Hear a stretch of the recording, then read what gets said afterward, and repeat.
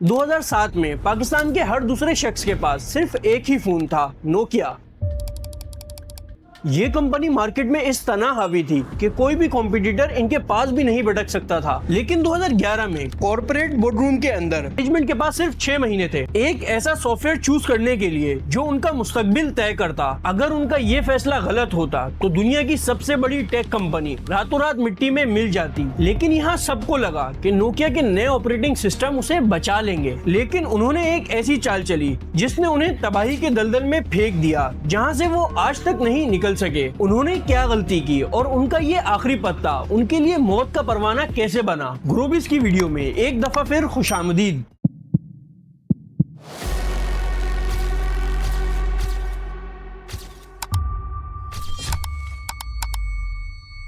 बात है 1865 की। फिनलैंड की जमने वाली सर्दी में एक 27 साल का नौजवान इंजीनियर कुनूट फेडरिक ने लकड़ी काटने और कागज बनाने की एक छोटी सी पेपर पल्प मिल लगाई। 3 साल बाद 1868 में उसने एक खिलती हुई नदी के किनारे अपना दूसरा प्लांट लगाया और उस नदी का नाम था नोकियन विंटर रिवर। और बस यहीं से दुनिया के सबसे बड़े ब्रांड का जन्म हुआ, नोकिया। लेकिन नोकिया की भूख सिर्फ कागज तक महदूद नहीं थी।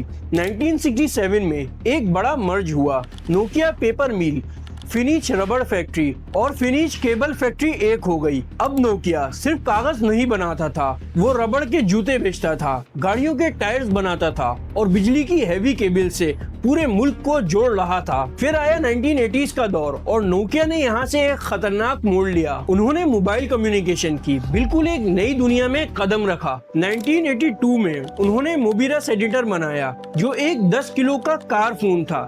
2 साल बाद 1984 में मोबिरा टॉल्कमैन आया जिसका वजन 5 किलो था और 1987 में आया मोबिरा सिटीमैन, सिर्फ 800 ग्राम का फोन। ये वही फोन था जिससे सोवियत यूनियन के लीडर मिखाइल गोर्बाचेव ने यूज किया और पूरी दुनिया हैरान हो गई थी। और फिर आया साल 1991। फिनलैंड के प्राइम मिनिस्टर हैरी होल्क्री ने नोकिया के नेटवर्क पर दुनिया का पहला GSM कॉल किया। नोकिया ने साबित कर दिया था कि वो सिर्फ एक कंपनी नहीं बल्कि आने वाले फ्यूचर की सबसे बड़ी ताकत बन चुकी है। दुनिया बदलने वाली थी और नोकिया उस राज सिंहासन पे बैठने वाला था जहां से गिरना नामुमकिन लगता था। और नोकिया के बोर्डरूम में एक ऐसा फैसला लिया जाता है जो पूरे कॉर्पोरेट वर्ल्ड को हैरान कर देता है। उन्होंने अपने सालों पुराने रबड़, टायर्स और केबल्स के बिजनेसेस को लिक्विडेट करके बेच दिया और अपना सारा का सारा पैसा, अपना पूरा वजूद डिजिटल GSM मोबाइल टेक्नोलॉजी पर दांव पर लगा दिया। और ये दांव रंग लाया। साल 2000 नोकिया ने 3310 लॉन्च किया। वो unbreakable body, legendary battery life और वो आइकॉनिक स्नेक गेम जिसे हर कोई घंटों बैठकर खेला करता था। साल 2003 नोकिया ने 1100 लॉन्च किया। इस छोटे से हैंडसेट ने 250 मिलियन यूनिट बेचकर दुनिया की तारीख का सबसे ज्यादा बिकने वाला फोन का रिकॉर्ड बना दिया। अंधेरे में उसकी टॉर्च लाइट और हफ्ते हफ्ते चलने वाली बैटरी एक मिरेकल लगती थी। और फिर आया नोकिया 6600, वो 0.3 मेगापिक्सल कैमरा। उस दौर में जिसके पास ये फोन होता समझ लो वो पूरे मोहल्ले का हीरो हुआ करता था। नोकिया अपनी कामयाबी के उस मकाम तक पहुंच गया था जहां उस वक्त उसके करीब भी कोई नहीं था। सिर्फ 2 साल में 472 मिलियन मोबाइल सोल्ड हुए और दुनिया की मोबाइल मार्केट का 30-40% हिस्सा अकेले नोकिया के कब्जे में था। 1996 में जहां नोकिया का एनुअल रेवेन्यू 8.8 बिलियन था, अगले कुछ ही सालों में 2008 तक ये बढ़कर $70 बिलियन को क्रॉस कर गया। एक छोटी सी मील से निकलने वाली कंपनी अब पूरी दुनिया की सबसे बड़ी टेक जायंट बन चुकी थी। और फिर शुरू हुआ वो सुनहरा दौर जब हर दूसरे इंसान के पॉकेट में सिर्फ और सिर्फ नोकिया का राज था। लेकिन जब आप पहाड़ की सबसे ऊंची चोटी पर पहुंच जाते हैं तो वहां से सिर्फ एक ही रास्ता बचता है, नीचे जवाल का रास्ता। और नोकिया का जवाल उसका इंतजार कर रहा था। 9 जनवरी 2007 ये वो तारीख थी जब मोबाइल फोन की तारीख हमेशा के लिए बदल गई। स्टीव जॉब्स स्टेज पर आते हैं और आईफोन लॉन्च करते हैं। एप्पल ने फोन को सिर्फ बात करने का जरिया नहीं छोड़ा, उन्होंने मोबाइल को एक सॉफ्टवेयर और एक ऐप प्लेटफॉर्म में बदल दिया। लेकिन नोकिया के बोर्डरूम में बैठे सरबराहान को लगा कि उन्हें कोई नहीं हिला सकता। उन्हें अपने अनब्रेकेबल हार्डवेयर मजबूत बॉडी और हर साल लाखों फोन बेचने वाले नेटवर्क पर गुरूर था। उन्होंने टच स्क्रीन और इस ऐप की नई दुनिया को हल्के में लिया और कह दिया, बिना कीबोर्ड के फोन जमीन पर गिरते ही टूट जाएगा, इसे कौन खरीदेगा। लेकिन नोकिया ये भूल गया कि असली जंग हार्डवेयर की नहीं, सॉफ्टवेयर की थी। नोकिया का अपना ऑपरेटिंग सिस्टम सिम्बियन ओएस था। सिम्बियन बटन वाले फोन और वॉइस कॉलिंग के लिए तो बेहतरीन था, लेकिन मॉडर्न टच स्क्रीन पर बहुत स्लो हो जाता था। लेकिन सबसे बड़ी तबाही तब हुई जब ऐप डेवलपर्स ने सिम्बियन को रिजेक्ट कर दिया। सिम्बियन के लिए एप्स कोड करना बहुत मुश्किल था, जबकि एप्पल के iOS और गूगल के एंड्रॉइड पर ऐप बनाना बहुत आसान था।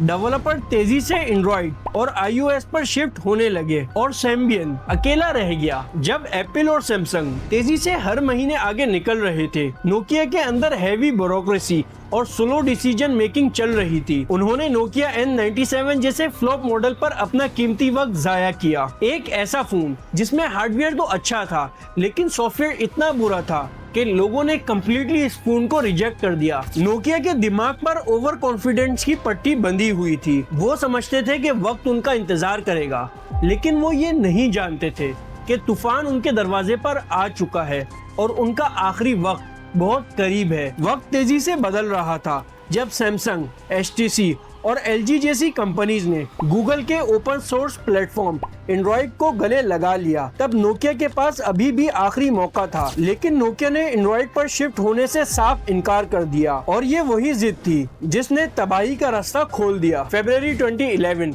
नोकिया के CEO स्टीफन एलोफ ने अपनी टीम को मशहूर मेमो भेजा, जिसका नाम था बर्निंग प्लेटफॉर्म। उन्होंने कहा कि हम जलती हुई बिल्डिंग पर खड़े हैं जहां नीचे सिर्फ ठंडा समंदर है। लेकिन इस आग से बचने के लिए उन्होंने जो कदम उठाया वो सीधा आग में कूदने जैसा था। नोकिया ने एंड्रॉइड को ठुकराकर माइक्रोसॉफ्ट के साथ विंडो फोन की एक्सक्लूसिव डील कर ली। मार्केट में नोकिया लुमिया सीरीज आई। फोन का हार्डवेयर, बॉडी, कैमरा बेहतरीन था, लेकिन उनकी रूह यानी ऑपरेटिंग सिस्टम कम्प्लीटली डेड था।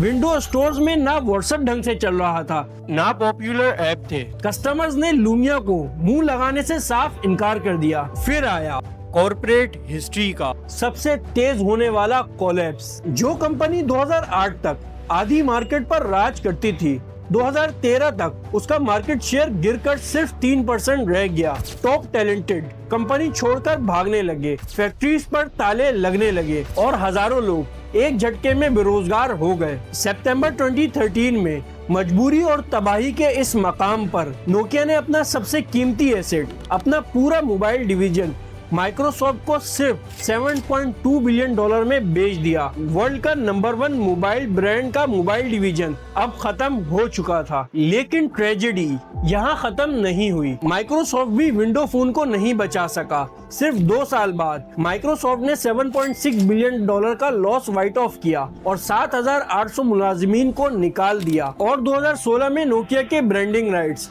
मजबूरन सिर्फ $350 मिलियन में HMD ग्लोबल और फॉक्सिन को बेच दिया। एक $70 बिलियन की एम्पायर बिकते बिकते सिर्फ कुछ $100 मिलियन की रह गई। अकड़ और गलत फैसलों ने दुनिया के सबसे बड़े ब्रांड को जमीन पर ला फटका था। आप में से अक्सर लोग समझते हैं कि HMD ग्लोबल के जरिए नोकिया ने जबरदस्त कमबैक किया, लेकिन सच ये है कि स्मार्टफोन मार्केट में इनका शेयर आज भी 1% से भी कम है। लेकिन असल ट्विस्ट पर्दे के पीछे है। नोकिया ने आम लोगों को फोन बेचना छोड़कर अपना पूरा फोकस B2B टेलीकॉम टेक्नोलॉजी पर लगा दिया। AT&T और वोडाफोन जैसी कंपनीज के साथ मिलकर आज ये 5G की दुनिया में एक खामोश ताकत बन चुकी है। नोकिया फोन बनाना नहीं भूली थी, वो बदलती हुई दुनिया और वक्त के मिजाज को समझना भूल गई थी। आपका पहला नोकिया फोन कौन सा था? कमेंट में जरूर बताएं और चैनल जरूर सब्सक्राइब करें।